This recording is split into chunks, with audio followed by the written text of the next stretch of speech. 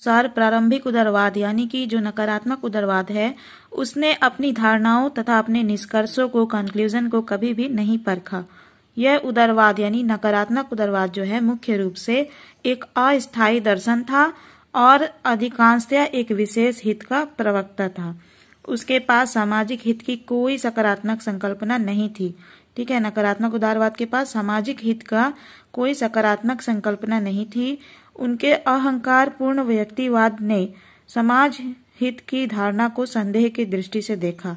उसका शासन सिद्धांत बिल्कुल नकारात्मक था। ठीक है, नकारात्मक उदारवाद का शासन सिद्धांत कैसा था? नकारात्मक था, और वह भी ऐसे समय में जबकि यह जरूरी होता जा रहा था कि शासन समस्त समाज के समाज कल्याण के लिए अधिकाधिक उत्तरदायित्व ग्रहण करे।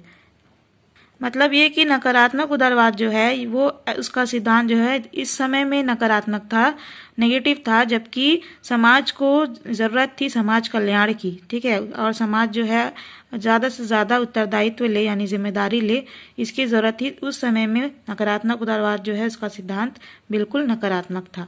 अपनी इन भारी कमियों और दोषों के कारण परंपरागत उदारवाद ने यानी नकारात्मक उदारवाद ने न केवल मानवतावादियों और मार्क्सवादियों की भारी आलोचना का पात्र बना, वरन 19वीं सदी के उत्तरार्ध और 20वीं सदी के उदारवादियों ने भी इस प्रारंभिक उदारवाद का लगभग त्याग कर दिया था। यह तथ्य है कि आज की परिस्थितियों में परंपरागत उदारवाद के लिए कोई स्थान नहीं हो सकता। अब आप लोग जानेंगे पॉजिटिव लिबरलिज्म क्या होता है। ठीक है, यानी सकारात्मक उदारवाद क्या है। सकारात्मक उदारवाद को आधुनिक जनतंत्रात्मक उदारवाद भी कहते हैं और सकारात्मक उदारवाद को नव उदारवाद भी कहते हैं। ठीक है, तो इससे पहले मैंने आपको क्या पढ़ाया है? नकारात्मक उदारवाद। ठीक है, अब आप लोग पढ़ेंगे सकारात्मक उदारवाद या नव उदारवाद। दोनों का एक ही मीनिंग है, कंफ्यूज नहीं होना आपको। ठीक है, 1860 ईस्वी तक अधिकांश उदारवादी आर्थिक क्षेत्र में हस्तक्षेप की नीति पर बल देते थे, लेकिन इस समय तक परिस्थितियां कुछ तो परिवर्तित हो गई थी और कुछ तेजी से परिवर्तित होती जा रही थी। आर्थिक क्षेत्र में हस्तक्षेप की नीति को अपनाने के परिणाम निर्धन श्रमिक वर्ग के लिए बहुत अधिक बुरे हुए थे तथा इसे अब अमानवीय दर्शन की संज्ञा दी जा रही थी। इन परिस्थितियों में कार्लाइन, रस्किन, विलियम मॉरिस आदि साहित्यकारों ने औद्योगिक समाज के नैतिक आधार पर प्रहार किए। इसके अलावा Saint Simon, Charles Fourier, Robert Owen और कॉलरिज आदि ने मजदूरों पर हो रहे अत्याचारों की तरफ आम जनता का ध्यान आकर्षित किया। जहां एक ओर आदर्शवादियों ने इसकी आलोचना की, वहीं दूसरी ओर कार्ल मार्क्स तथा उसके समर्थकों द्वारा भी इस पर प्रबल प्रहार किए गए। उदारवादी दर्शन ने मार्क्सवादी चिंतन को न तो लगभग संपूर्ण अंशों में ठुकरा दिया, परंतु उसने आदर्शवाद के साथ सामंजस्य करते हुए अपने विचारों में संशोधन किया। 19वीं सदी के अंतिम वर्षों में और 20वीं सदी के पूर्वार्ध में यानी पहले के आधे वर्षों में प्रतिपादित उदारवाद के इस नवीन तथा सामंजस्यकारी रूप को ही नव उदारवाद या सकारात्मक उदारवाद का नाम दिया गया है, जिसमें मजदूरों की समर्थन किया गया था। ठीक है, उदारवाद की इस नवीन धारा के मुख्य प्रणेता थे J.S. मिल, T.H. हॉबहाउस और लास्की। इन विद्वानों का माने जा सकते हैं। ठीक है, इन विद्वानों को क्या माना जा सकता है? नव उदारवाद का प्रणेता। ठीक है, इसके समर्थक। मिल जो विद्वान थे, उन्होंने अपनी विचारधारा का प्रारंभ यानी शुरुआत, अपने आइडियोलॉजी का शुरुआत जो है एक परंपरागत उदारवादी के रूप में किया था, यानी नकारात्मक उदारवाद के रूप में।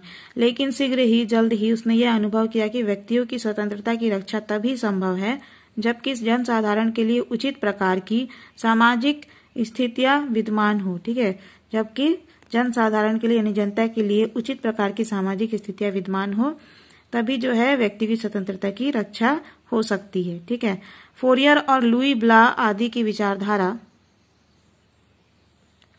विचारधारा के अध्ययन से वह इस निष्कर्ष पर पहुंचा कि राजनीतिक स्वतंत्रता का प्रश्न संपत्ति और उस पर नियंत्रण के प्रश्न से जुड़ा हुआ है। अब उसने इस विचार को अपनाया कि पूंजीवाद में व्याप्त भीषण निर्धनता और बेकारी पूंजीवादी व्यवस्था के ही दुष्परिणाम है। ठीक है, उसने इस बात पर बल दिया कि राज्य के द्वारा उचित वेतन, सभी के लिए शिक्षा की व्यवस्था और समानता की स्थापना के लिए प्रयत्न किया जाना चाहिए। समाज की उत्पादन क्षमता और मानवीय साधनों का पूर्ण उपयोग किया जाना चाहिए, यानी अच्छे से पूर्ण रूप में उपयोग किया जाना चाहिए। और इस संबंध में उसके द्वारा राष्ट्रीय समाजवादी अर्थव्यवस्था का भी विरोध नहीं किया गया।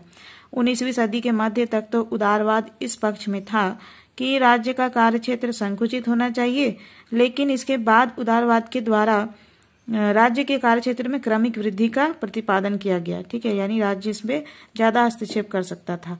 उदारवाद की इस नवीन धारा में थॉमस हिल ग्रीन के विचारों का सबसे अधिक योग है। ग्रीन आदर्शवादी होने के साथ साथ उदारवादी इस दृष्टि से है कि उसने राज्य को कभी भी एक साध्य नहीं माना है। ठीक है, ग्रीन के अनुसार राज्य एक साध्य की प्राप्ति का साधन मात्र है। ठीक है, राज्य को साधन माना है किस चीज के लिए? साध्य की प्राप्ति के लिए। और साध्य है राज्य में रहने वाले व्यक्तियों का पूर्ण नैतिक विकास, मोरल डेवलपमेंट जो है व्यक्तियों का, ये साध्य है। लेकिन ग्रीन परंपरागत उदारवादी विचारक नहीं है। वह राज्य को एक आवश्यक बुराई मानने के स्थान पर उसे एक नैतिक संगठन मानता है। अपनी इस धारणा के अनुसार ग्रीन का मत है कि राज्य का प्रमुख कर्तव्य व्यक्ति द्वारा उसके व्यक्तित्व का पूर्ण विकास करना है। ठीक है, ग्रीन क्या कहते हैं कि राज्य का प्रमुख कर्तव्य क्या है कि व्यक्ति का व्यक्तित्व का पूर्ण रूप से विकास हो। राज्य यद्यपि व्यक्तियों को प्रत्यक्ष रूप से नैतिक नहीं बना सकता, डायरेक्टली इसको नैतिक नहीं बना सकता, लेकिन उसके द्वारा नैतिक विकास के मार्ग में आने वाली बाधाओं को दूर कर उनके नैतिक विकास में सहायता पहुंचाई जा सकती है। इस दृष्टि से राज्य के द्वारा अज्ञान, शराबखोरी, भिखमंगापन आदि बाधाओं को दूर किया जाना चाहिए और ऐसे कानूनों का निर्माण किया जाना चाहिए जो श्रमिक वर्गों के हितों की अधिकाधिक रक्षा करे और समस्त जनता को स्वास्थ्य तथा शिक्षा के क्षेत्र में अधिकाधिक सुविधाएं प्रदान करे।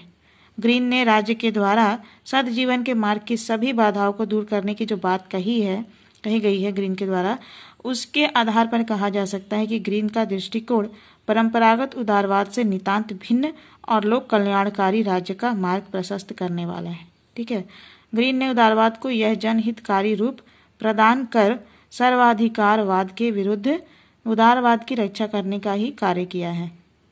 ग्रीन ने बेंथम की स्वतंत्रता संबंधी इस दृष्टिकोण को नकारात्मक स्वतंत्रता माना कि कानून स्वतंत्रता पर प्रतिबंध लगाता है और आर्थिक स्वतंत्रता उस समय होती है जब कोई संबंध कानून द्वारा नियंत्रित नहीं होता। इसके विरोध में उसने स्वतंत्रता की सकारात्मक धारणा प्रस्तुत की, जिसके अनुसार स्वतंत्रता उस चीज के करने अथवा उपभोग करने का नाम है जो किए जाने अथवा उपभोग करने योग्य है। ग्रीन कार्ल मार्क्स के इस विचार से सहमत था कि जहां मालिक और मजदूर की सौदेबाजी की शक्ति बहुत विषम होती है, वहां स्वतंत्रता का कोई अर्थ नहीं रह जाता। ग्रीन के इस उदारवादी व्याख्या ने अर्थशास्त्र और राजनीति के भेद को समाप्त कर दिया, जो प्रारंभिक उदारवाद का मुख्य आधार था। ग्रीन के उदारवाद में यह मान लिया गया कि राज्य एक सकारात्मक अभिकरण है जो कानून के माध्यम से व्यक्ति की सकारात्मक स्वतंत्रता में योग दे सकता है और जहां कहीं राज्य कानून के माध्यम से व्यक्ति के विकास के मार्ग की बाधाओं को दूर करता है, वहां वह सामान्य कल्याण की वृद्धि भी करता है। ग्रीन के पहले उदारवाद का सामाजिक दर्शन बड़ा संकीर्ण था और वह एक वर्ग विशेष यानी व्यापारी वर्ग के हितों को ही प्रतिपादन करता था। ग्रीन ने उदारवाद को इतना विस्तृत कर दिया कि उसमें समाज के सभी महत्वपूर्ण हितों का समावेश हो सकता था। इस प्रकार आधुनिक उदारवाद लोकतंत्र तथा लोक कल्याणकारी राज्य का पर्यायवाची बन गया। अब तक आपने जाना कि उदारवाद क्या है, नकारात्मक उदारवाद क्या है और सकारात्मक उदारवाद क्या है। अब आप जानेंगे उदारवादी दर्शन के प्रमुख चरण या विशेषताएं। ठीक है, main features of liberal philosophy. Liberal philosophy जो है इसकी क्या विशेषताएं, फीचर्स है। ठीक है, यद्यपि परंपरागत उदारवाद और आधुनिक उदारवाद में कई बातों की दृष्टि से महत्वपूर्ण अंतर है। क्या कहा गया है? जबकि परंपरागत उदारवाद और आधुनिक उदारवाद जो है कई बातों में इनमें अंतर पाया जाता है। परंपरागत उदारवाद में जहां निषेधात्मक राज्य की धारणा का प्रतिपादन किया गया है, यानी राज्य की हस्तक्षेप ना हो, आधुनिक उदारवाद सकारात्मक राज्य की धारणा का प्रतिपादन करता है और आर्थिक क्षेत्र में हस्तक्षेप के सिद्धांत को स्वीकार नहीं करता है। ठीक है, थ्योरी ऑफ लेसेस फेयर को स्वीकार नहीं करता है। कौन नहीं करता है? जो आधुनिक उदारवाद है, यानी सकारात्मक उदारवाद है। ठीक है, इस स्थिति के बावजूद उदारवादी दर्शन के कुछ मूल तत्व हैं जिन्हें परंपरागत उदारवाद और आधुनिक उदारवाद में लगभग समान रूप से देखा जा सकता है। ठीक है, यानी कि चाहे ये नकारात्मक उदारवाद हो या सकारात्मक उदारवाद हो, इनमें कुछ समान लक्षण पाए जाते हैं जो इस प्रकार है। पहला है उदारवादी दर्शन का केंद्र बिंदु व्यक्ति है। ठीक है, उदारवादी दर्शन यानी लिबरल फिलॉसफी जो है उसका सेंट्रल पॉइंट कौन है? व्यक्ति है, आदमी है। ठीक है, कैसे चलिए जानते हैं। लिबरल फिलॉसफी जो होता है उदारवादी दर्शन, उसका केंद्र बिंदु व्यक्ति है। कैसे? उदारवादी दर्शन का केंद्र तत्व व्यक्ति है। हॉब्स तथा लॉक व्यक्ति से ही अपना चिंतन प्रारंभ करते हैं तथा समाज से पृथक व्यक्ति और उसकी प्रकृति को अपने दर्शन का आधार बनाते हैं। स्विंगवुड के अनुसार उदारवादियों का प्रारंभिक बिंदु व्यक्ति है जो विशुद्ध रूप से अहमवादी और असामाजिक है। मैकफर्सन इसी बात का समर्थन करते हुए लिखते हैं, उदारवाद के अनुसार व्यक्ति के व्यक्तित्व, शरीर और क्षमता पर केवल उसका ही अधिकार होता है। ठीक है, उदारवाद के अनुसार क्या होता है? उदारवाद के अनुसार व्यक्ति के व्यक्तित्व, शरीर और क्षमता पर केवल उसका ही अधिकार होता है, समाज का उससे कोई संबंध नहीं है। इस प्रकार वे उदारवादी न तो व्यक्ति को नैतिक संपूर्ण के रूप में देखते हैं और न ही समाज के अंग के रूप में देखते हैं, बल्कि वे उसे खुद के स्वामी के रूप में देखते हैं। ठीक है, व्यक्ति को खुद का मालिक, खुद के स्वामी के रूप में देखते हैं। यद्यपि जेएस मिल और विशेषतया ग्रीन जैसे आधुनिक उदारवादी व्यक्ति इस असामाजिकता को स्वीकार नहीं करते हैं, लेकिन उनके चिंतन का केंद्र बिंदु भी सामाजिक प्रवृत्ति वाला यह व्यक्ति ही है। ग्रीन के समस्त चिंतन में व्यक्तित्व के विकास को ही सर्वोच्च महत्व प्रदान किया गया है और ग्रीन का विचार है कि व्यक्ति अपने अंतःकरण की मांग पर राज्य की सत्ता के विरुद्ध विद्रोह भी कर सकता है। उदारवाद जो है इसकी एक विशेषता है मानवीय विवेक में आस्था। ठीक है, मानवीय विवेक में आस्था।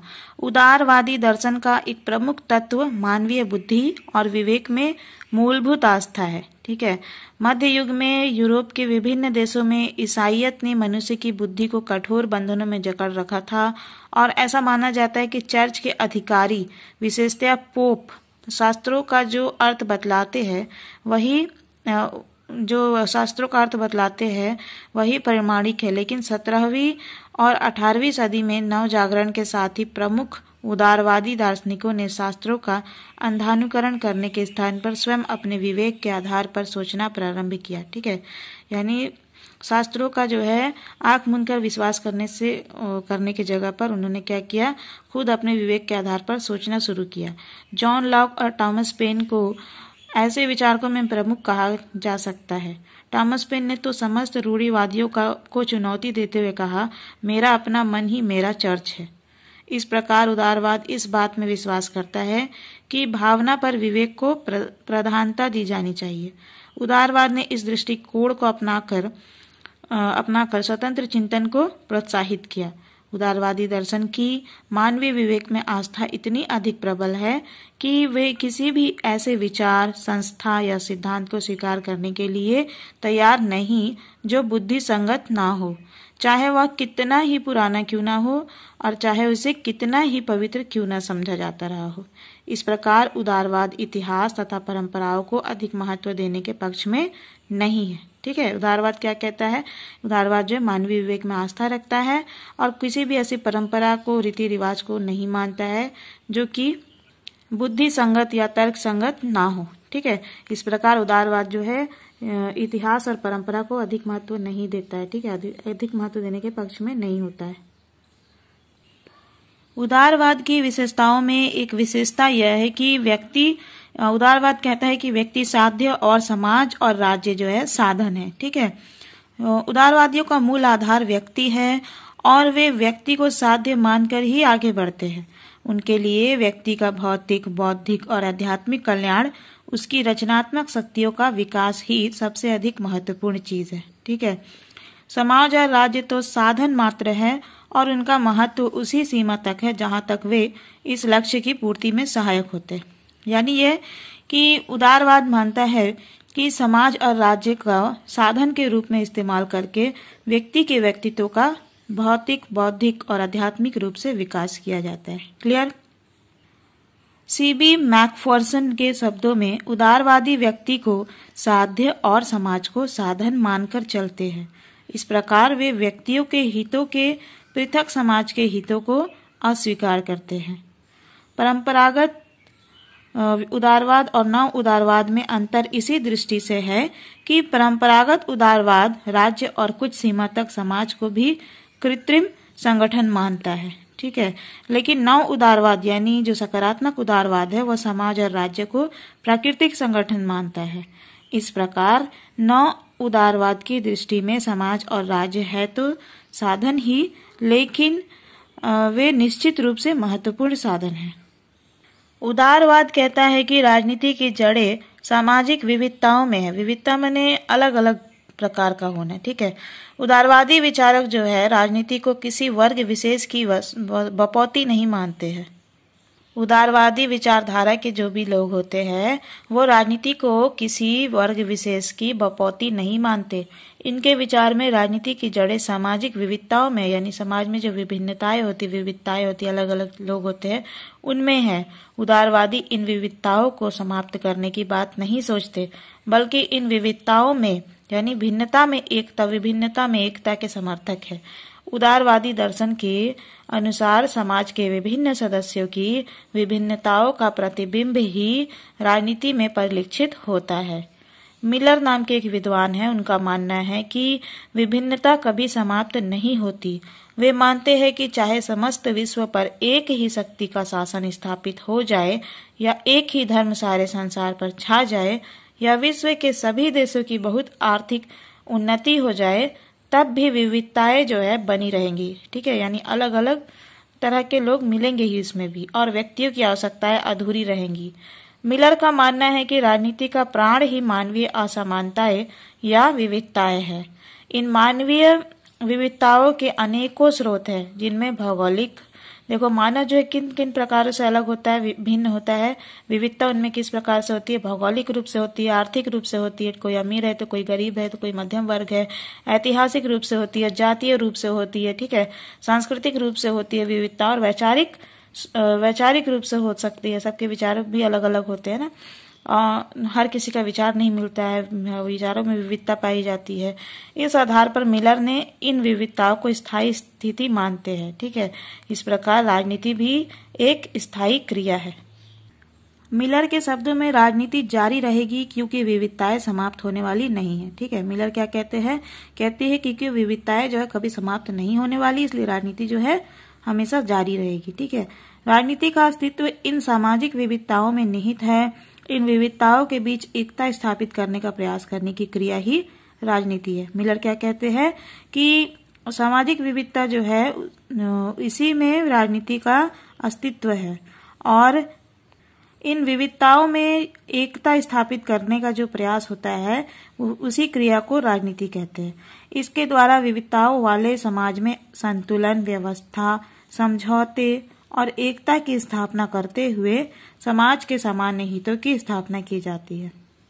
उदारवाद की एक विशेषता यह है कि यह धर्मनिरपेक्ष राज्य का आदर्श है। उदारवाद धर्मनिरपेक्ष राज्य के आदर्श में विश्वास करता है, ठीक है, धर्मनिरपेक्ष राज्य के आदर्श में विश्वास करता है, जिसके अनुसार राज्य का कोई धर्म नहीं होना चाहिए।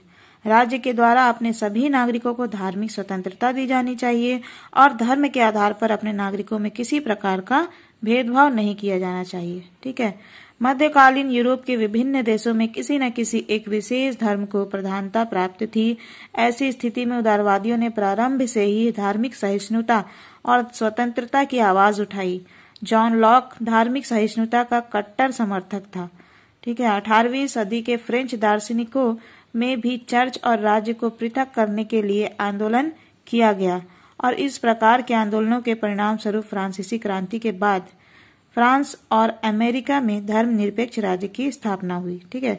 धर्मनिरपेक्ष राज्य यानी कि किसी भी धर्म के साथ कोई भेदभाव राज्य में नहीं होगा, ठीक है, और राज्य का कोई धर्म नहीं होगा, ठीक है, राज्य का कोई धर्म नहीं होगा। राज्य जो है सभी धर्मों के साथ एक समान व्यवहार करेगा और सभी नागरिकों को धार्मिक स्वतंत्रता दी जाएगी कि वो किसी भी धर्म को अपना सके, किसी को भी माने और किसी का भी प्रचार करे, उसमें राज्य कोई बाधा उत्पन्न नहीं करेगी। तो इसको कहते हैं धर्मनिरपेक्ष राज्य। जॉन लॉक धार्मिक सहिष्णुता का कट्टर समर्थक था। 18वीं सदी के फ्रेंच दार्शनिकों ने भी चर्च और राज्य को पृथक यानी अलग करने के लिए आंदोलन किया था और इस प्रकार के आंदोलन के परिणाम स्वरूप ही फ्रांसीसी क्रांति के बाद फ्रांस और अमेरिका में धर्मनिरपेक्ष राज्य की स्थापना हुई। इसके बाद तो यूरोप के सभी देशों में धर्मनिरपेक्षता की लहर ही आ गई। वस्तुतः धर्मनिरपेक्षता का आदर्श उदारवाद ही एक बहुत बड़ी देन है, यानी धर्मनिरपेक्षता जो है उसका आदर्श उदारवाद की एक देन है। ठीक है, बहुत बड़ी देन है। अब देखो, उदारवाद की एक विशेषता यह है कि मानवीय स्वतंत्रता की धारणा और मानवीय अधिकारों में अटूट विश्वास रखता है। ये उदारवादी दर्शन जो है मानवीय स्वतंत्रता और मानवीय अधिकारों में अटूट विश्वास रखता है। वस्तुतः उदारवाद का उदय ही मानवीय स्वतंत्रता और अधिकारों की रक्षा करने के उद्देश्य से हुआ है। उदारवादियों ने सदैव ही यानी हमेशा से ही मानव जीवन पर निरंकुश सत्ता का विरोध किया है। ठीक है, और वे राजनीतिक, आर्थिक, सामाजिक, बौद्धिक और धार्मिक सभी क्षेत्रों में व्यक्ति की स्वतंत्रता का समर्थन करते रहे हैं। लास्की के शब्दों में उदारवादी दर्शन का स्वतंत्रता यानी मानवीय के साथ अटूट संबंध है और उदारवादी दर्शन के अनुसार समाज का निर्माण व्यक्तित्व की स्वयं निर्देशित शक्ति के आधार पर कुशलता पूर्वक किया जा सकता है और केवल इसी नींव पर एक सच्चे समाज का निर्माण किया जा सकता है। अतः स्वतंत्रता केवल व्यक्ति का अधिकार ही नहीं बल्कि वह समाज की आवश्यकता भी है। ठीक है, स्वतंत्रता जो है व्यक्ति का केवल अधिकार ही नहीं है बल्कि यह समाज की जरूरत भी है। प्रोफेसर हॉब्स ने अपने उदारवाद शीर्षक ग्रंथ में परंपरागत उदारवाद के 9 मूल सिद्धांत बताए हैं जो कि इस प्रकार है। ठीक है, हॉब्स ने कौन कौन से सिद्धांत बताए हैं परंपरागत उदारवाद के? नागरिक स्वतंत्रता, वित्तीय स्वतंत्रता, व्यक्तिगत स्वतंत्रता, सामाजिक स्वतंत्रता, आर्थिक स्वतंत्रता, पारिवारिक स्वतंत्रता, जातीय तथा राष्ट्रीय स्वतंत्रता, अंतर्राष्ट्रीय स्वतंत्रता और राजनीतिक स्वतंत्रता। परंपरागत उदारवाद और नव उदारवाद दोनों ही मानवीय स्वतंत्रता की धारणा में अटूट विश्वास रखते हैं, यानी कि सकारात्मक उदारवाद हो या नकारात्मक उदारवाद हो, दोनों जो है मानव की स्वतंत्रता के कॉन्सेप्ट पे बहुत ज्यादा विश्वास करता है। लेकिन इस प्रसंग में भी उदारवाद की इन दोनों धारणाओं में अंतर अवश्य है। प्रथम, लॉक जैसे परंपरागत उदारवादी जो नकारात्मक उदारवादी विचारक ने मानवीय स्वतंत्रता पर बल देते हुए व्यक्ति के प्राकृतिक अधिकारों की धारणा का प्रतिपादन किया है। उनका कथन है, किसका? लॉक का। ठीक है, लॉक का कहना है कि प्राकृतिक अवस्था में व्यक्तियों को कुछ अधिकार जैसे कि जीवन, संपत्ति और स्वतंत्रता का अधिकार प्राप्त थे और राजनीतिक समाज की स्थापना के बाद भी उनके ये अधिकार पूर्णतः सुरक्षित रहे। इस आधार पर लॉक का विचार है कि राज्य को किसी भी स्थिति में व्यक्ति के इन प्राकृतिक अधिकारों में हस्तक्षेप का अधिकार नहीं हो सकता।